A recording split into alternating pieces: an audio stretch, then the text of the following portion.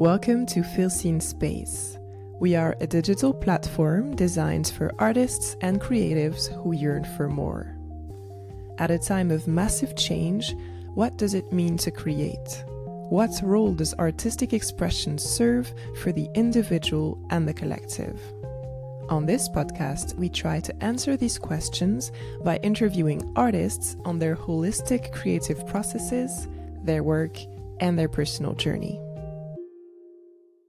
This week, I am so excited because we are welcoming my very dear friend, Noémie Al Homsi. Noémie is a menswear designer whose vision has served brands like COS and Uniqlo. In this conversation, she dives deep into the creative acts and how designing garments for men is something that continues to inspire her after so many years. She talks about her respect for the craft and the customer and about that rush of excitement and joy that she feels when she sees her pieces worn on the streets all over the world. Noémie also reflects on her journey, coming from a very small town in the south of France and finding her place in a ruthless industry. Finally, she explains her idea of a creative life, one rooted in research, collaboration, and a tireless quest for new mediums and techniques to remain eternally stimulated.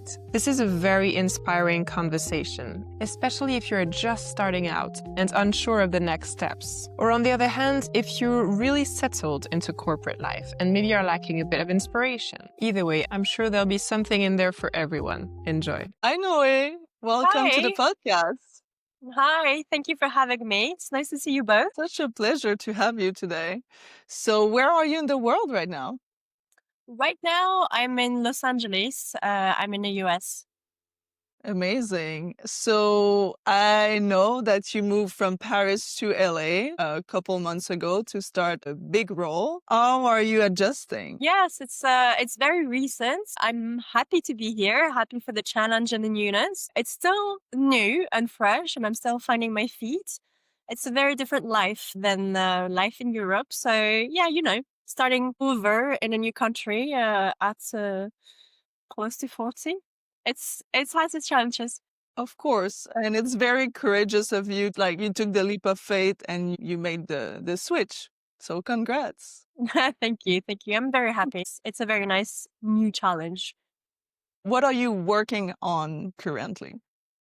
So right now I work as a menswear designer for an American brand. It's a new role. It's a brand that's growing a lot, and so they're expanding, and I'm coming in as a person to support the rest of the design team to implement new ways of working, to bring a bit of Europe into the way they do things. Mm. So you worked for big brands from Uniqlo to COS, and now you're in America to bring this European taste that you have. Can you tell us a little bit more about your childhood? Did you grow up in a creative family? I did not one bit. I grew up in a family that's very skilled and very passionate, but not in a creative field. They have appreciation, I think, for beauty, and that I think I grew up with. But no, I grew up in a small village in the Pyrenees, with no access to anything creative, really. Did you have an outlet for your creativity as a child? I don't think I did really. I think I went through the usuals of dressing up my little brother, making costumes. If you look at it now, I think it was more like building houses in the woods and that kind of things. It was extremely rural, and yeah, no, I hadn't like this whole world I discovered later in life, for sure. Was it always your dream to be a designer, a menswear designer, and to work in the fashion industry? Or is it something that you discover a bit later in your career? It wasn't a dream. I honestly think I was guided by the universe to this career and people. As I was saying, I grew up in a small village in the Pyrenees. We had no idea what was possible outside in the world. Really, I can put it that way. I knew you could be a banker or a baker or a doctor. That's kind of like the options were that for me. So I really didn't know, and I was extremely lucky to have an art teacher that just came in for 2 months on the sick leave of the really shitty art teacher I had before, and it just pointed me out like that could be a life, that could be a career, and I could actually study to do this. And she was the one to push me to a design high school where you learn architecture, product design, fashion, object design, all that things. And I think I was like gently led to it by the universe, really. I feel this teacher saw something in you, saw the potential and pushed you down Yes, that path, right? yes, she was amazing. Like it was an amazing um, luck for me because I could have never met her. She could have never ended up in my village. Like it was very lucky, and yeah, I think I grew up thinking I didn't fit in the world, or I didn't understood where my place was. I felt I was a bit different than the kids around me. It was a very, I think, lonely childhood until, Mm. yeah, until I got out in the world and met my people. Mm. So you found your people basically in the creative industry. Can you tell us a little bit more about your journey after high school? Did you get a formal education in I design? did. I did after high school was already design education, quite general, not only fashion. I chose fashion because I was really drawn to the fact that you could do things yourself straight away. You could experiment yourself, and I really enjoyed that, having that freedom because not growing up surrounded by creativity, it's really a medium that you can just try things yourself as much as you want. And so I had a formal education in Paris that was good at times, useless at times, I'd say.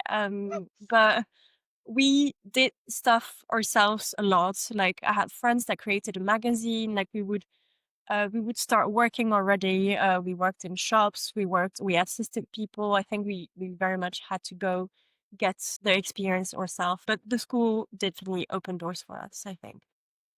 So I feel you were more inspired by your peers, like your friends, than probably the teacher or the classes, right? Very much, very much. I think it was very much a trial and error that we had to go get for ourselves. And yes, I met amazing people that are still my very, very close friends today at this time in life. It was very much on the job learning, I feel. And it's interesting because at Feel Seen Space, we really talk about the importance of the creative community to be able to bounce back ideas and to share knowledge and experience. Did you feel that at that time you had a very strong community? I did. I did.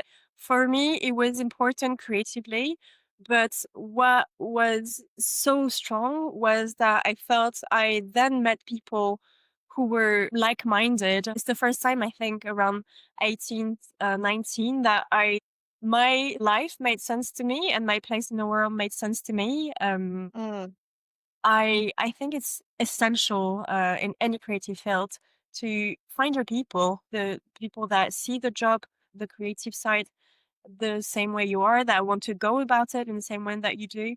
And I think it's essential. And I do wish when I was 18, there was a field scene at the time because I would have loved to, yeah, be able to like ask the questions and instead of years of like trying and failing and trying again, it would have been amazing to have people like you that could have, be a guide. That's so great to hear that. It means a lot to us. You said that you were a bit lonely growing up until you found your people. Would you say being a creative, a designer, it can be really lonely at time? I think I think not, to be honest. I think it's a very strong bond that you form with the people you work with a lot of the time. Mm. I think we a bit all through when those experiences where growing up you might feel a bit lonely or different or not really have the people around you that make you feel seen. And Mm. I think it's really strong bond that you form usually with the people you partner with. The creative bond is quite amazing. It can be as strong as like friendship or a lover. You connect in a way that feels very deep inside. Can you describe what is the role of collaboration for you on a daily basis? Mhm. I work with other designers. It's usually works in teams. I work also with pattern makers who are like responsible for shaping the garments.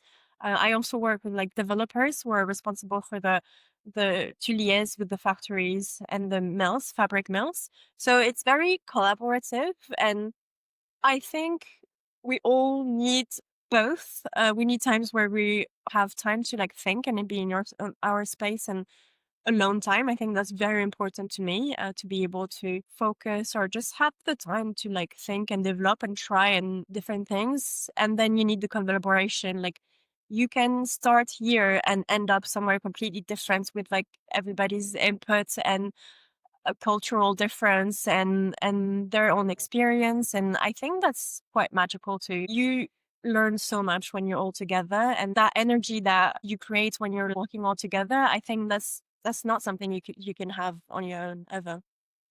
And you worked for amazing brands. You worked in London for COS, you worked in Paris for Uniqlo U with Christophe Lemaire, and now you're in LA working for this streetwear American brand. How would you describe the challenges and the differences culturally within your field? They as varied and wide are like people you meet. There's big cultural differences for sure in the way to work in all the cities. There's like easy connection in London from being from France. Like it's not crazily different. I work with the Swedish people like for COS. I work with Japanese people for Uniqlo. You just have to stay open and listen, really. I think, yeah, at the end of the day, you're talking to people. And if you listen and you're open minded about the conversation and the way to be that those people have, I think it has its challenges, but you can learn from it all. And do you have an experience within these brands that really transform you for the better? Yes, for the better and for the worse. I think all of it was immense learning. I work with people that I really respect, and I made amazing creative in all those roles. I think I learned a lot in my last role with Christophe Lemaire. Christophe Lemaire and Sara have a really interesting duo and very different approach to how they work. And I think I've expanded a lot the different ways I would approach a collection. And now I think depending on the collection I work on and the people I work with, I don't have the same way to start a collection every time. I think I maybe before I could have a bit of a recipe or like habits. And I think now every time I start a collection or a season, I stop and think, okay, what would be the most resourceful for the team? How can we create the most stimulation and the most open way to look at different things for the team. So I think now I start differently every time, which is a big change for me, and it's very exciting to work that way. You do a lot of research and development, and you travel to get inspiration. Can you tell us a little bit more about your creative process when you start a collection for a brand? What is the first thing you do to get inspiration?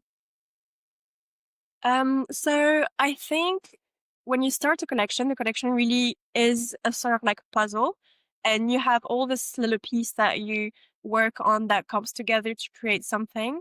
There's many ways to go about it. We travel a lot. We go to different places. We go to Italy. We go to Asia, to Japan, to Korea. We do a lot of vintage research, so that can be from actual shops or just like being in a different city and seeing what you find.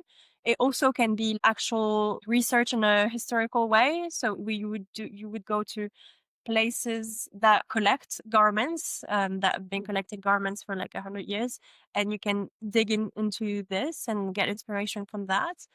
I buy a lot of books, photography books or documentary books. The actual way people live always really interests me. Then, it's very open if you just research on the internet, that's your thing, cool. Some people work with AI, like create collage or create new way to work.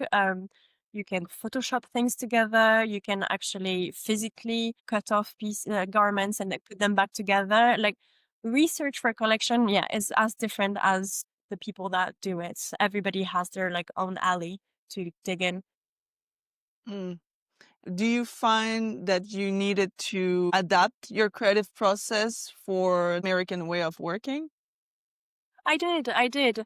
They are very culturally embedded in their history and in their own DNA.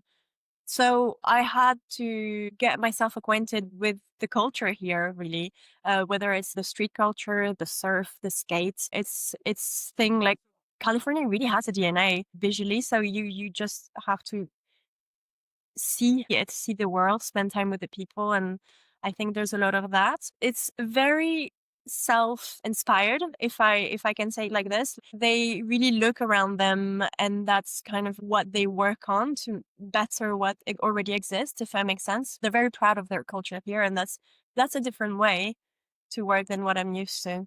We don't look outside, we look within. And I'm wondering, when you have designer's block, you're maybe searching for inspiration or you don't know how to start or what's going to lead your collection. Do you have someone, a mentor that you can go to just talk to someone and share ideas? I don't think so. And I actually never thought about doing it that way. That's a very good point. I'll think about it in the future. But now I think when I get stuck, I keep feeding myself. I keep going to libraries, looking at all my books. I keep sketching things, even if it's not good and it won't go anywhere. I'll keep like looking at fabrics. I think you keep feeding yourself until like something clicks into place, or you find something that excites you or that have enough interest that you can keep working on it. Yeah, basically force myself to keep doing until it works. Yeah, it's really interesting that you find the inspiration from within and you're really intuitive and you have amazing taste. So if you would have one advice to give to the next generation of designer, what would be like the advice you would give? I think it would be the same advice that we needed at the time. I think it's do a lot, do all the time, expose yourself to people, try again and try again.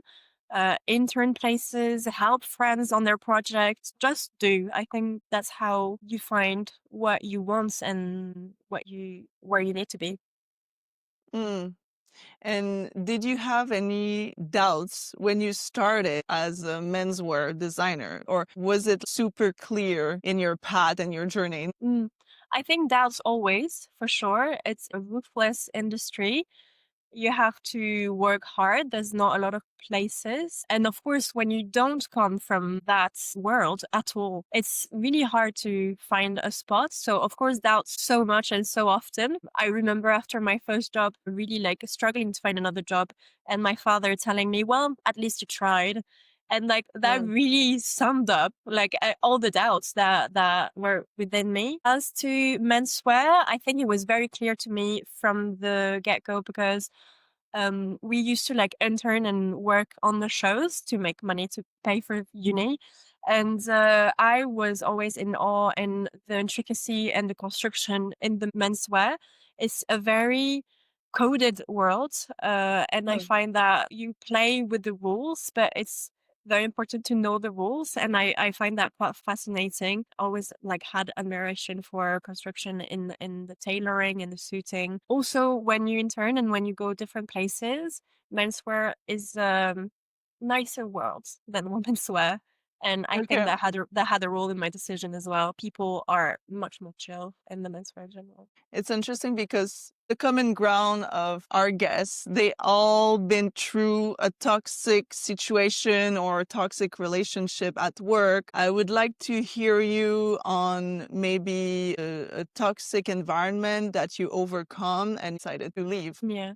It actually happened to me more than once to leave because it was not aligned with what I wanted out of my life and my career. I think it's very different to go through a toxic situation when in your early 20s that it is later in life. I think you learn a lot and you get stronger. and maybe you have a bit more of a step back the older you get. I think what is important to know now is it's just work.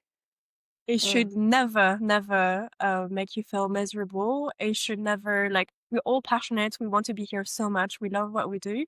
But I think it's very important. I think it's changing, but it's very important to, yeah, remember that no piece of work is important enough that you're gonna make other people around you feel miserable. It's important to remember that we're all human and we're all here to do a Mm. job and to do it in a respectful way.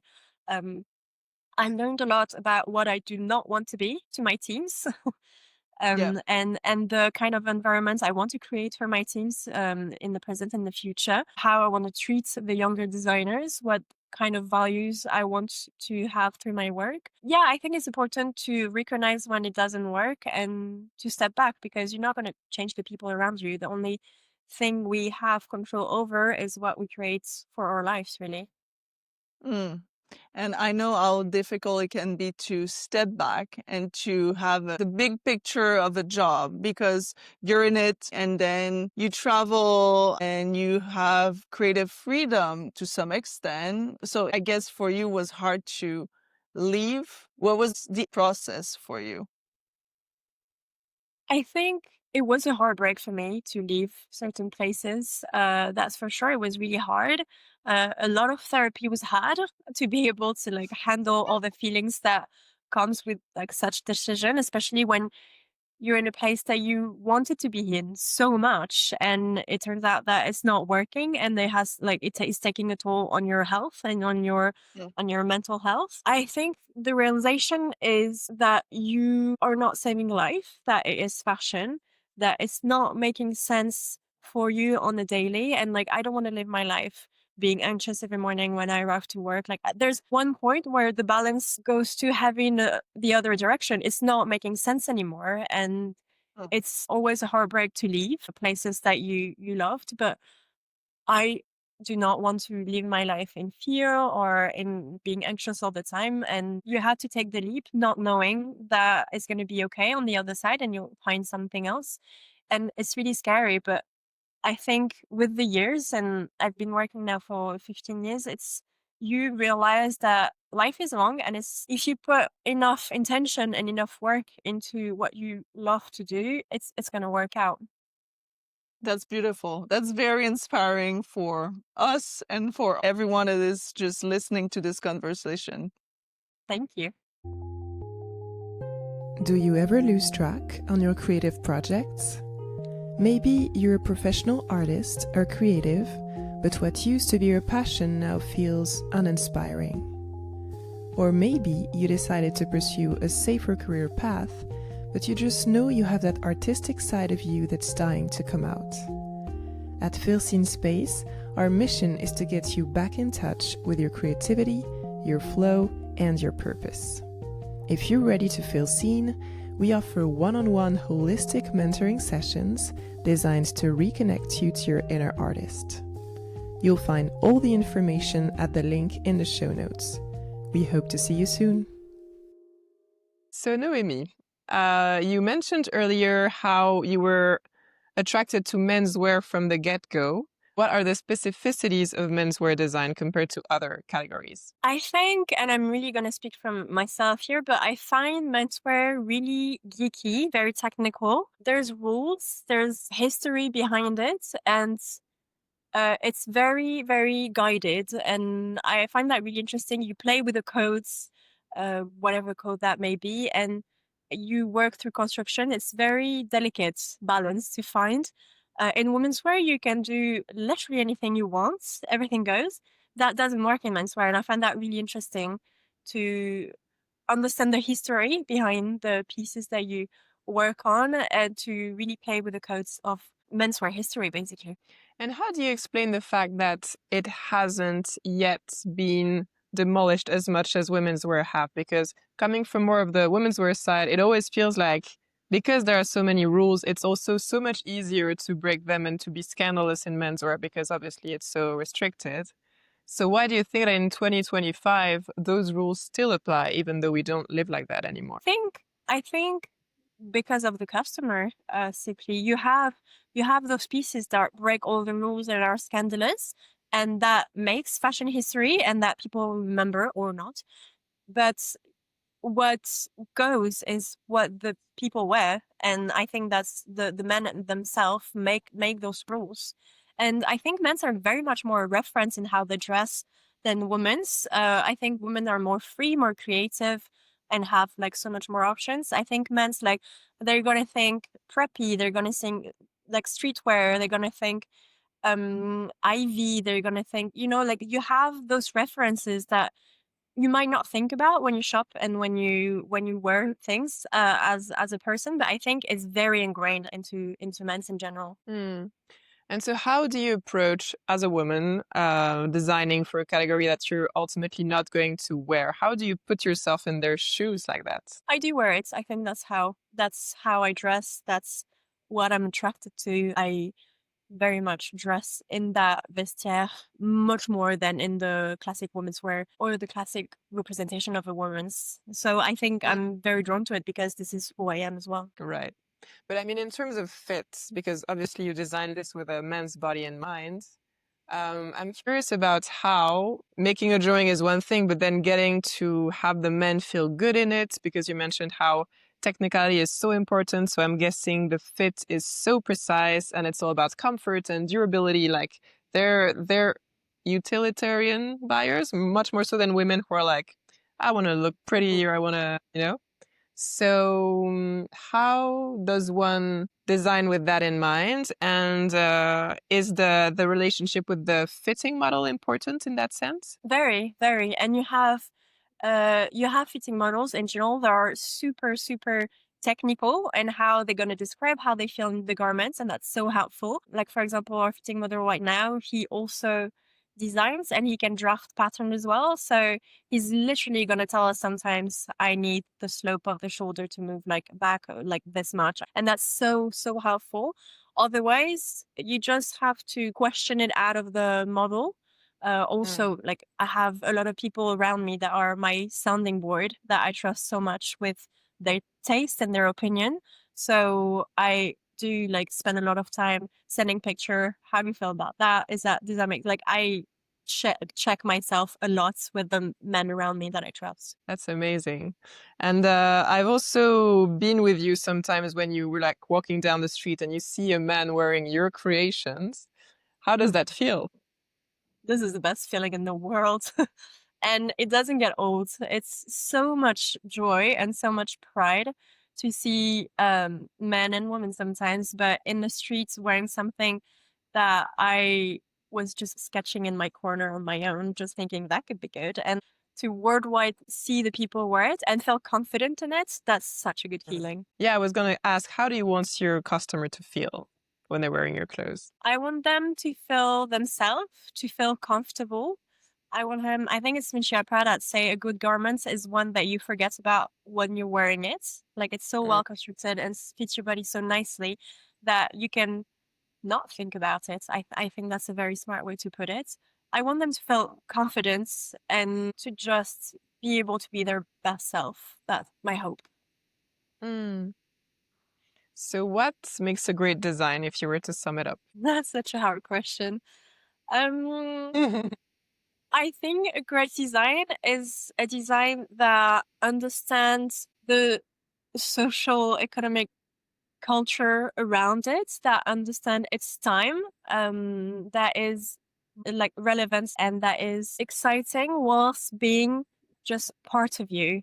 The design that I enjoy are just like my goal is for people to want to keep their piece forever and still have like a timeless sense to it that you still feel that this piece you cherish over the years. I think it's well constructed, which is easier to do in menswear than in women's wear because the body types vary greatly in women's wear. I think it's sustainable as much as possible that we can do in our world. And I think it ages well. I love a garment that the more you wear it, the more you wash it. It has a patine, the fabric breaks down and it gets softer. Like that I enjoy a lot. Mm, amazing. And so what would be your number one metric in a way to measure the success of a designer collection that you've drawn? Is it that it sells out like it has sometimes been the case with you in the past? Is it that they keep it for a long time? It's really hard, and it's something that we talk about within our like daily jobs, that as designer you have very, very, very little knowledge of what happens after. It goes into the world, and that's kind of that. You have, of course, like sales figures, and when it sells out very quickly, that's always a sign that you did your job well. When you keep seeing it over the years, also, there's like pieces of outerwear that you're gonna see years later. That means that it held up and it is still like relevant later on. But it's very, very rarely that you can have actually a sort of feedback on what you did. When you work for like brands that do runway, I guess you have the critics that come in. Also very subjective and very political, so hard to know where to place that in the actual work that you've done in the garments. Lately, my partner has been very big on looking at Reddit thread and the TikToks that are made on about the garments and the collection that comes out. And I have to say, what I've never thought about it, and it's quite fun. Like it can be ruthless, and it's like people have opinions. But it's really nice to see real people describing the new collection and the piece that they like and what they want to buy. It's something I'm not very big on social media. I would not have thought about. And it's quite a fun way to see it in real life. People are passionate. There are so much opinions, and it's sometimes they think about things that you haven't considered, or they're gonna like put into perspective with the past collection, and you work sometimes intuitively and you haven't really considered all the aspects. It's really fun to see people go deep, deep, deep on their analysis of the collections. That's so funny. But so from what you're describing, from working alongside people from other cultures, or from reading like reviews about your collections from people from all over the world, it sounds like you're open to being challenged and you're open to change and to different opinions. I know that sometimes in fashion, people can have a really strong ego and be stuck in their way of doing things. So were you always that open? Or is it something that you learned to be throughout the years? I think the more comfortable you get in your job and the more knowledge you acquire, you can relax on the ego and be a bit more open to what people think. And yeah, I think it comes and goes, of course. Ultimately, you're making this for the people. So making them happy with what they have and what they own. I have like a great respect for the customer. I really do. And I've worked with people that sometimes disregard that side completely, but my job is, again, I'm not saving life. I just want to create things that people will enjoy. That's as basic as that. How do you approach sustainability? Because you mentioned it earlier. How has that changed your job over the years? It's such a slow process. It's so hard. It means everything to me. I'm really aware of fashion being quite a damaging industry to the world. I worked with brands that take this consideration into everything, and that makes sense to me so much. It's hard to push. It's hard to make the people understand as well that they're going to pay a bit more. It's a long and slow process, but it's vital. It has to be embedded in everything that we do. And then how do you feel that aligning, or not, but with the other incredible change that has happened in the industry, which is more and more technology in the way that we create? Well, first of all, do you use these tools, or are you still hand drawing and, working with fabrics? How has your process changed? I have to say that it's changing timidly. I still very much sketch by hand. I like the physical contact with the fabric and with the garment itself. I have worked with junior designer, people that are younger than me, that are completely work with artificial intelligence and all the new technologies, and I love that. It's it's a fantastic tool for different create. Like you can surprise yourself. It really like opens a whole new way to do research. Like you have only control on it to a certain extent. So you can try things and you always, for now, you're always like kind of surprised to what comes out. It can be like absolutely hilarious and ridiculous, but also there is things that we created. I'm thinking especially with like accessories, there have been bags and shoes that we created that started off AI prompts, which I find quite fantastic. It's really fun. That's incredible. And so going back to the more like classical technical roots of your job, how important are fabrics and raw materials? It's everything. It's really everything. That, especially in menswear, I think in women's wear you can get away with like shape and color and patterns. In menswear, fabric is everything. It's gonna dictate how the shape drapes on you. It's gonna dictate how you feel. I've discovered that men's are very, very picky and very, very subtle about what they want on their skin.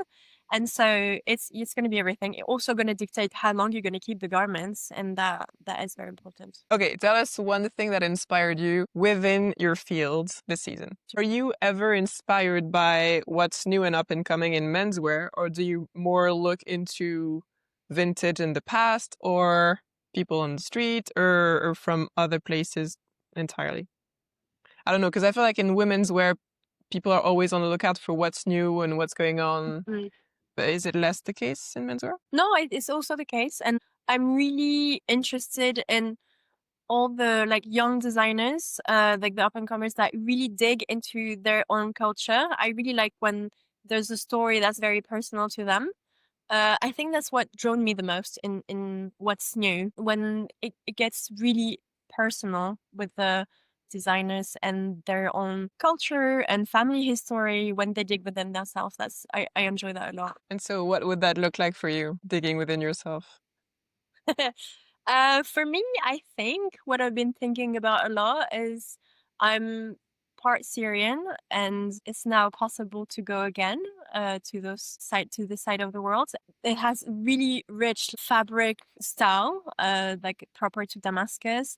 I would like to spend time with like my family, dig in the photos of the family from that side of my family. I think for me, this cultural part is going to be what's next. Very exciting.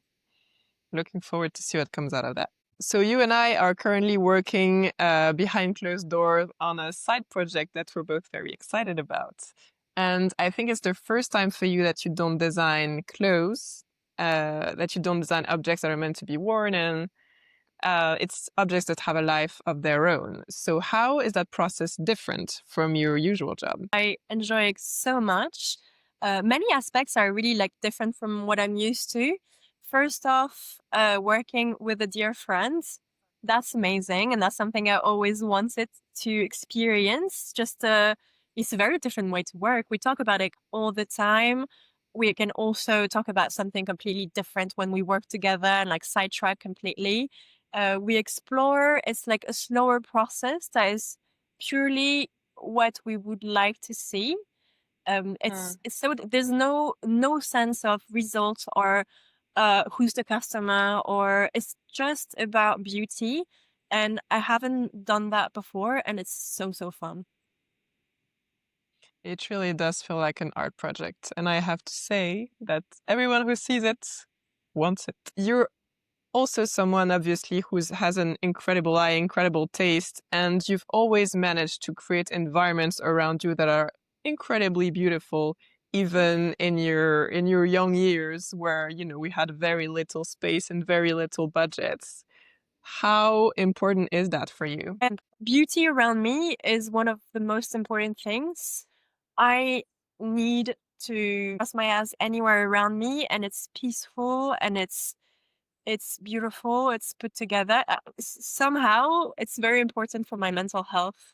How it starts, really. Well, that's right up our alley, because that's exactly what we're aiming towards with Feel Seen, is to really make people understand that just to witness and experience beauty is healing, to create beauty is healing, and it's also a tool for self-discovery, we think. I think so. I think it's for anyone, literally anyone, whether you're in creative life or not. I think it's joy to explore and try things. I think creativity is so important for everyone. Do you, for example, because you mentioned you come from a family where they're into very different industries and jobs, Do you feel like by you being a creative person, you kind of influence the people around you to kind of dive into that aspect of their life? I think so. I think in my close family, it's something that they had inside of them and that they kind of like can explore through me, whether it's a drawing class or a ceramic class. My father also like redo home now. He buy homes, he redoes them. And there's kind of stuff that I think they are exploring because they feel they can. And it's an actual way to live. Mm.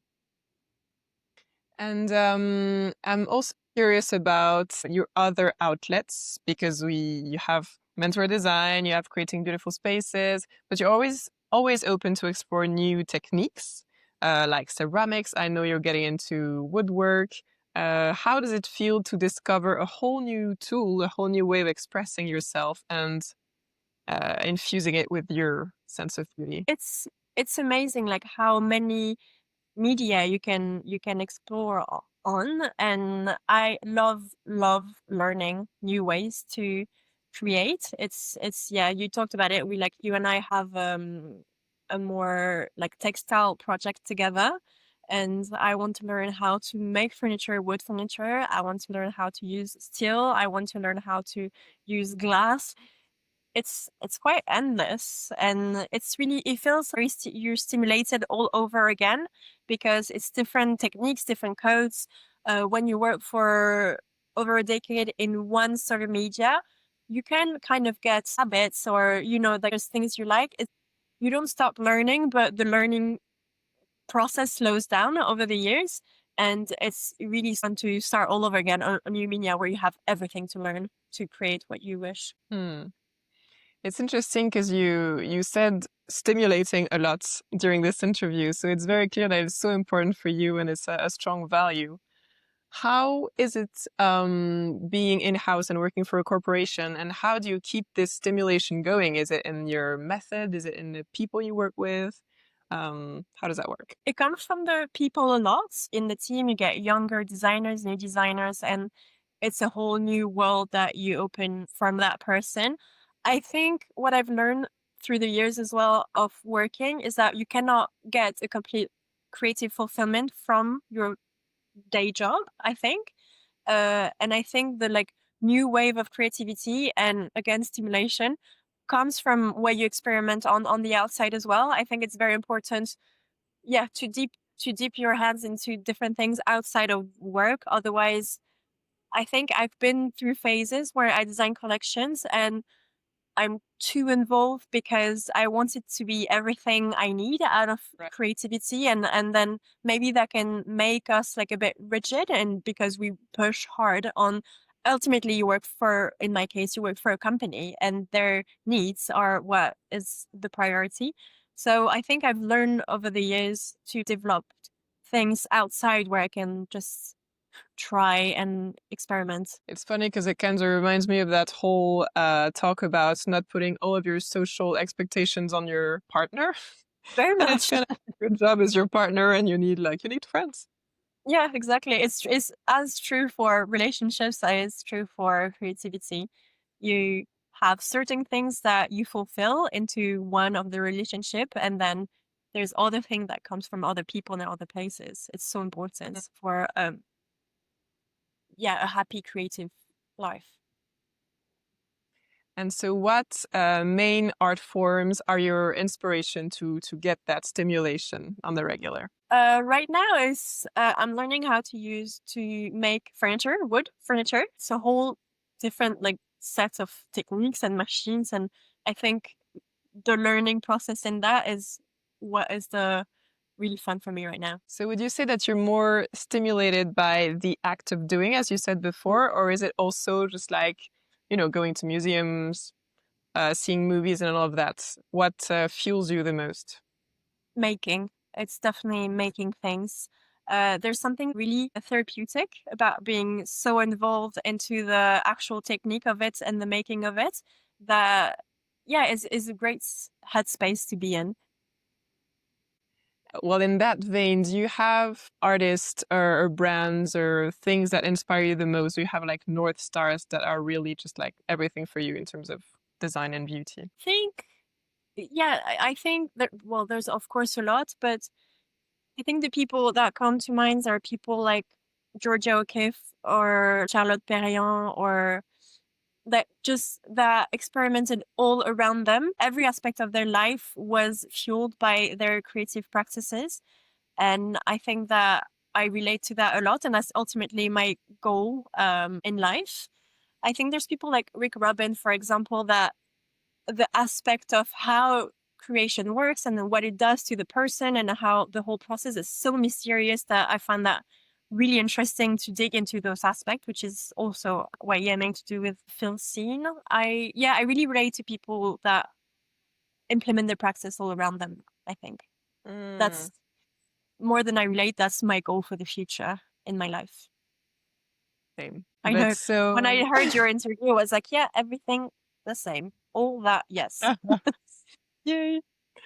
Yeah, and it's also interesting that you mentioned Rick Rubin, because you've also talked about almost spiritual aspects of your journey by being guided and gently, encouraged by the universe. Do you believe that there's this greater force that really wanted you to do design and that aligned you with your path? I cannot not believe it was such a random line of events that got me to where I am. I cannot not believe that there was like a gentle push somewhere. What and what form, I have no clue. But that's something that, that really interests me. I think we are the governor of our life, and we need to like really implement what we wish to see. I think it's literally our job to put in place what we wish to see in our lives. But you cannot deny that there's something else that sometimes, especially with inspiration and creation, whether it's writing or writing music or designing any sort of objects of or garments, when you're in the process, there's something quite magical about it, about this kind of eureka moment of inspiration, of like, I find that very obvious with music because it's just come from literally nothing. And yeah, you can't deny that there's something out there. What form it has, I don't know. And you said before that when you're stuck, you just keep on experimenting and doing and doing. And in that process, sometimes it clicks. And so how do you know when it clicks? How does it feel? Like, how do you identify that? For me, at least, it's such a physical sensation. It really is a rush of lightness or joy. And I trust that so much. I'm very intuitive and I trust my feelings a lot when I work. There's something that brings me like a sense of excitation. Like I think that's what I follow and I go with. I work with people that are very much like mental process. They know the reference behind it. They know the history behind it. And that's what they're gonna like work with. And I find that so interesting. I'm super intuitive in my work. And did you always trust that? Because I feel like when you're young and maybe you have your thing that you're so proud of and you show it to this one mean teacher, did that kind of thing ever break you, or did you always trust that little voice? It does break you. It hurts. But also, I think when you come from nowhere and you don't have the references around you, your guts is kind of the only thing you can go with because that's literally the only thing you have. So I think also it's very much rooted into this like blind trust I had going into this creative field that I knew nothing about. And do you remember the first time where your guts was met with someone seeing you for the first time? Was it that art teacher when you were in high school, or did that come later? I think it came later, and I think it came in design school. And I really remember having an assignment of we had like to do a dress, which for me it means nothing, a dress. And I really remember like just saying like I had no reference, I knew nothing about fashion history, and I just did.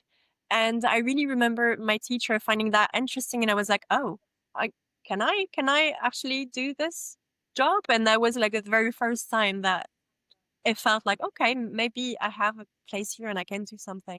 So what would be your one, I mean, Roxanne already said like your one advice for an aspiring designer, but if you had to do like a pep talk for someone who really wants to work in the creative fields, but come from nowhere and don't know where to start, what would be the blueprint, the methods to get where you are? I think you have to live in the places where it happens. It's limited, but we have to. You have to be in Paris, you have to be in New York, you have to be in Milan.